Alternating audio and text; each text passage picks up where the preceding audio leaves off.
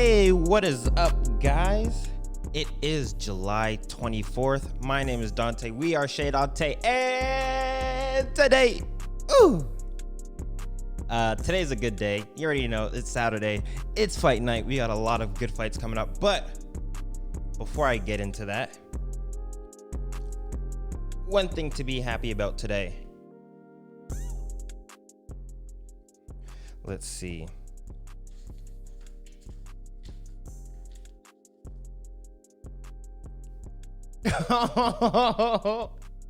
You ready for this one? Moonlit dances on summer beaches. Ooh, that is something to be happy about. Once again, this book just comes in so clutch. So just a little bit of an update. On Thursday, I went and did a shoot. I think I mentioned that in earlier episodes. But so P1, we had a shoot out in Wellington County at the Drake Workshire or something like that. Out in Welling County, very good, very aesthetically pleasing venue. And you already know we were out here recording my boy LT the Monk. Make sure you go follow him on Instagram at LT the Monk, all one word, no spaces, no social distance. But yeah, so like I said, today's a pretty good day. It's a fight night, so I'm always excited for that. I'll talk about that a little bit later. However, let's see. How do I start this off? One thing that just give me a second while I think of this, or I think of how to say this.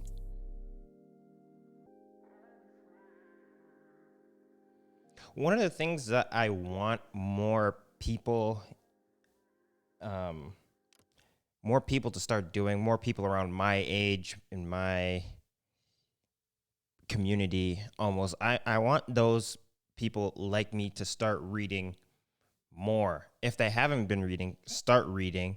And if you have been reading, read even more than you have been before. For the longest time, I wouldn't say I was against reading, but I never really enjoyed it. But it wasn't until I listened to a podcast with, obviously it's Joe Rogan, but he was interviewing Ricky Rose, but it's not that Rose. It's not that Rick Ross. It's the original, which there's this whole big controversy to it. But the original Rick Ross, where the rapper Rick Ross gets his name, he talks about how he became one of the biggest crack cocaine dealers in all of LA, not knowing how to read. And it wasn't until he got his life sentence, so he was sentenced to prison for life, and it wasn't until then when he decided, I should probably learn to read. And in that episode, he says, he never had to learn to read, and he was never told why he should learn to read, right? So he kind of just went through life not, just getting people to do things for him and blah, blah, blah. But he never really understood why he should learn to read when he never had to. And it wasn't until, he was sentenced to jail for life where he's like, man, I should really start reading. Because moral of the story, or without spoiling it, but he learns to read in prison, starts learning about the law, finds a loophole in how he was arrested on false charges because, according to him, he was set up. So, like I said, he started reading. He started learning how to read with his cellmate. Then he started reading the law, and then he found this loophole, and then he was actually able to read his way into freedom from a life sentence. So why is that significant? Because it wasn't until that he was sent to prison he had the why he should start reading. And this goes to my second point. a few friends and I will be starting a book club where we will talk about books that we are currently reading at the time and just discuss chapters and our thoughts on the chapter that we just recently read.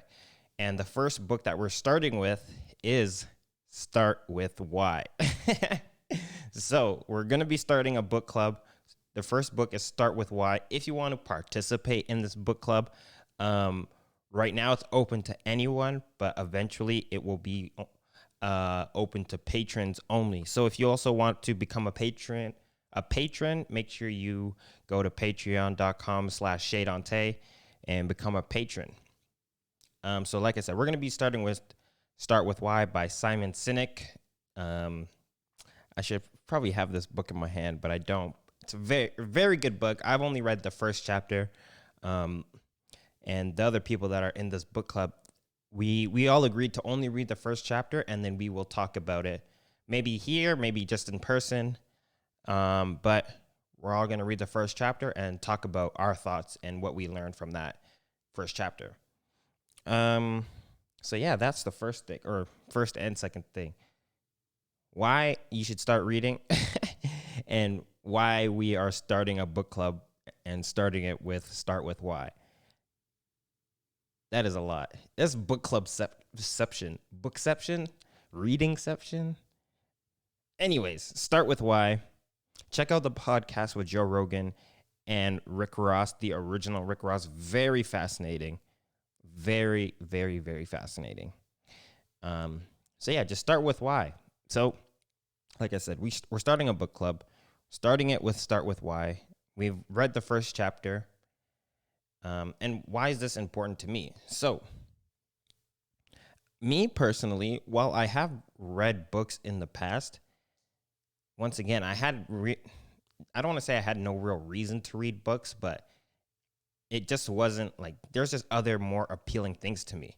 But nowadays, where I want to basically expand my knowledge on the whole universe, to put it generally, I've just found myself reading more and more books. And one thing that's helped me read more books is not just reading one book at a time.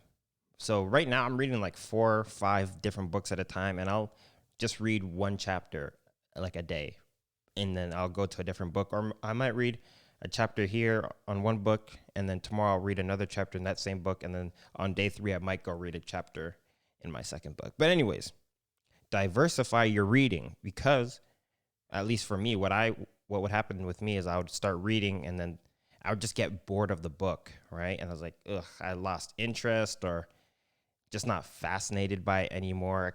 I'd get like reader burnout, but it would happen like very quick. Like I get reader burnout in like 10, 15 minutes. Maybe it's that Instagram programming.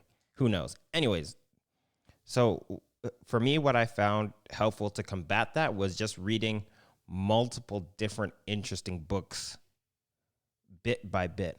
That way, I'm always kind of interested in what I'm reading, and I don't have to force myself to finish a whole 200-page, 300, 400, 500-page book before I start reading something that also might be fascinating.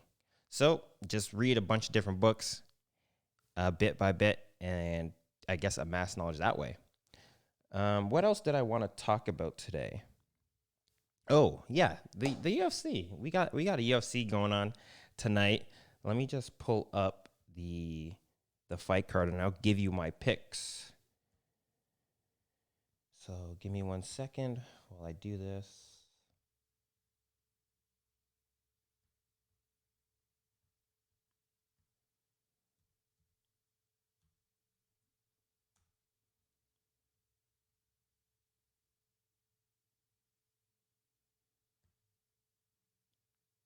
All right, so I will start with the prelims, and I will, I guess, read it off here or off my phone, because I don't want to keep looking at the laptop. So I'll leave the list, I guess, like this. See what this looks like. Okay. and I will just read it off my phone so I can look straight into the camera. So,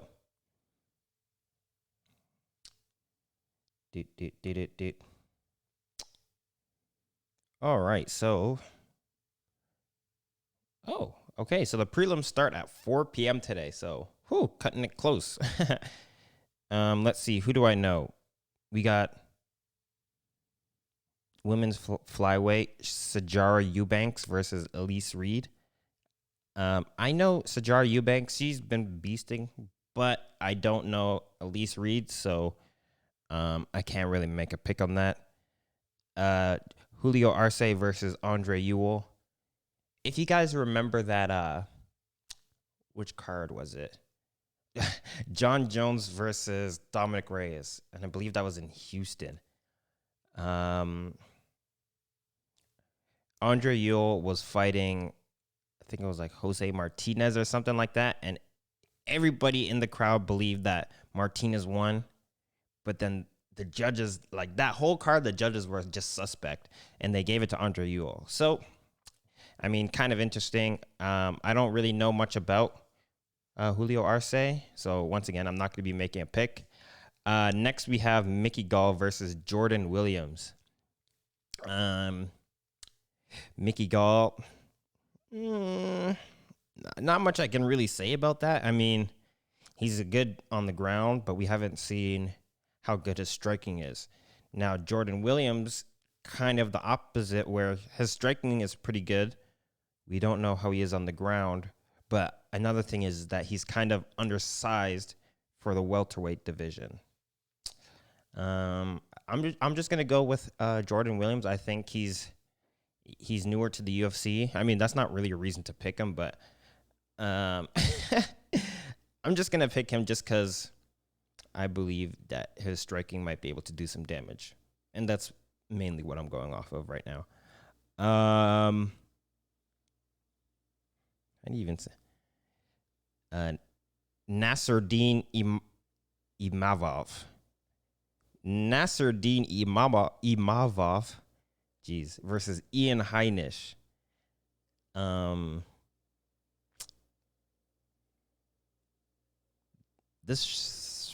That's a hard one. That's a hard one to pick. Ian Heinisch is a really good wrestler, really good striker, high work rate, and his cardio is very good. But Nasruddin, I mean,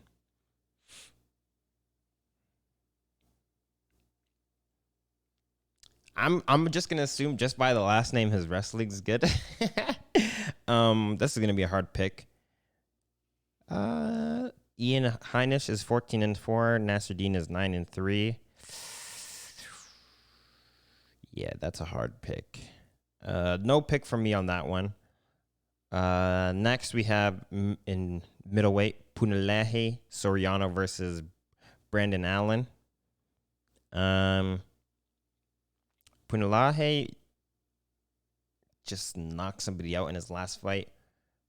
And Brandon Allen, I think, is a very well-rounded fighter. His striking, I believe he comes from Wales. I'm not quite sure. I can't look up the stats while I'm checking the card. Anyways, very well-rounded, I believe, if this is the guy that I'm thinking about.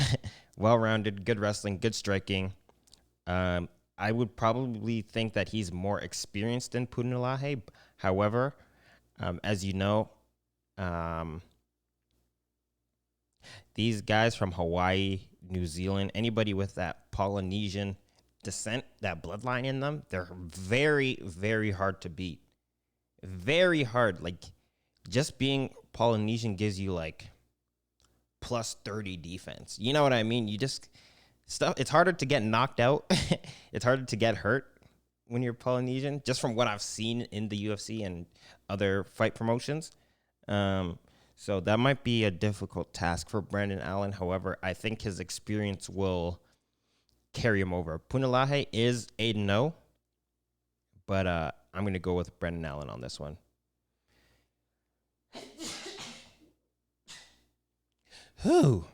Excuse me. Next, let me just change it on the screen here. Next, we go to the main card.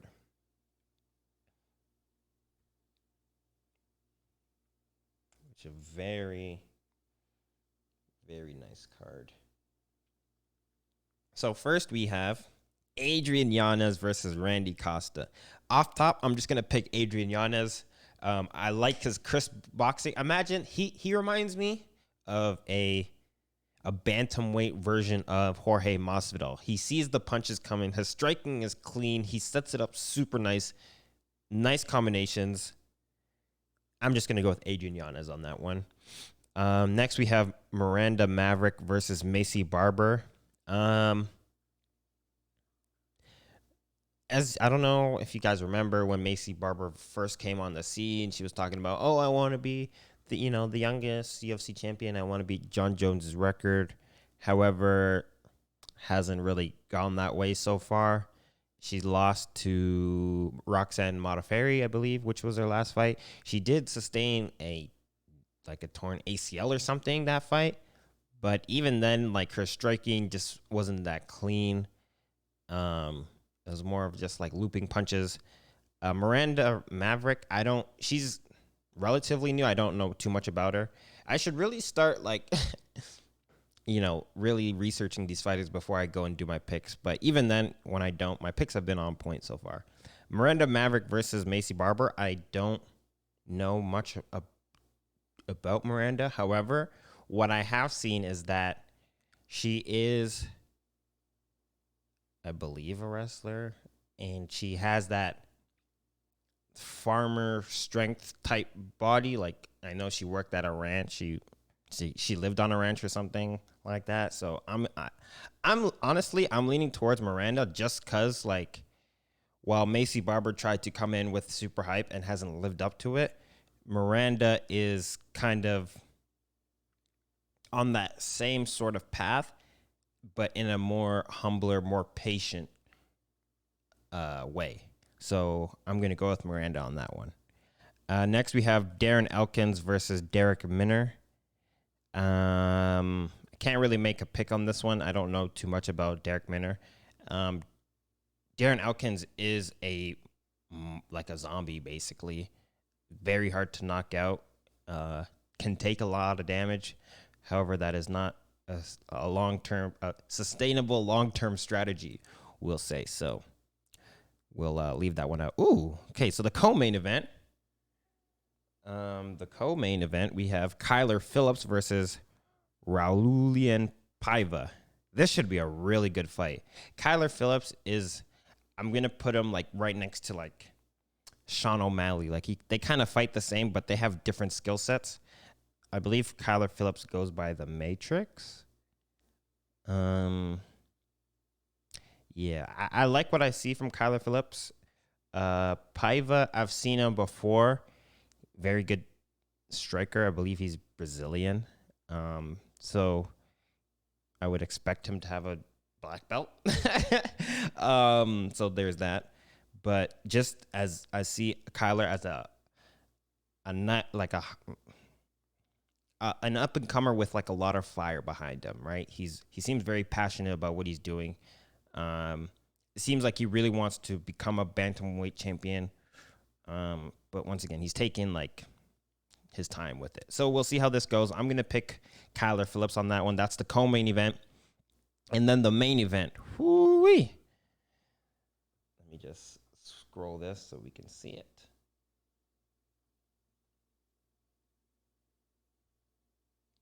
All right, the main event: Corey Sandhagen versus TJ Dillashaw. As you guys know, TJ's coming back off of a 2-year layoff due to PEDs. I believe there was EPO found in his system. EPO is like a cardiovascular enhancement, so you get better cardio, we'll say. So coming back off that, and then that was also because he had just finished fighting Cejudo at 125. So that was his last fight. Corey Sandhagen has been on a tear in the bantamweight division. Like, he lost to Aljo, And then he beat Marlon Moraes with a spinning back kick. And then he beat Frankie Edgar with one of the cleanest flying knees I've ever seen. He literally like jumped, kneed him, but only the knee touched the chin. Like it was like he sniped him with the flying knee. I've never seen something so clean. Jumped him, hit him with the knee, and then just walked off. Clean. Corey, I think Corey will definitely provide some new looks for TJ because he has been, off for 2 years, but he has been training. But he hasn't been competing in 2 years, whereas Corey Sandhagen has, and he's been fighting top tier competition. I believe this would be his biggest test. This would be the biggest test for Corey Sandhagen, fighting TJ Dillashaw. However, I think that he probably has the skills set to take it over TJ. However, you can't really count TJ out because he is a 2-time bantamweight champion. So he's been the champion twice.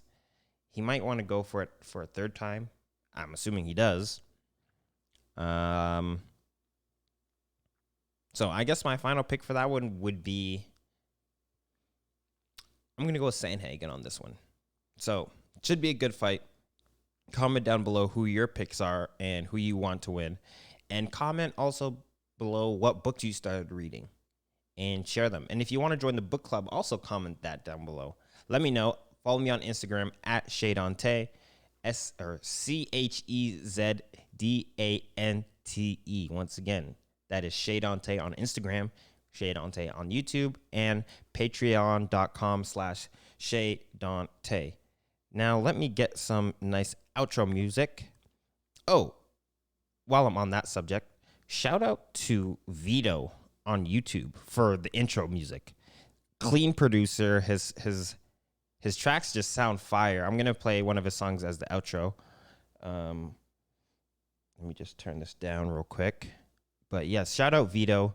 If you end up seeing this video, make sure, subscribe if you like it. Let me know. Maybe we can work something out in the future. But yeah, let me play some of his music as the outro. Just give me 1 second while I cue this up. All right. This is Western Road Freestyle by Vito.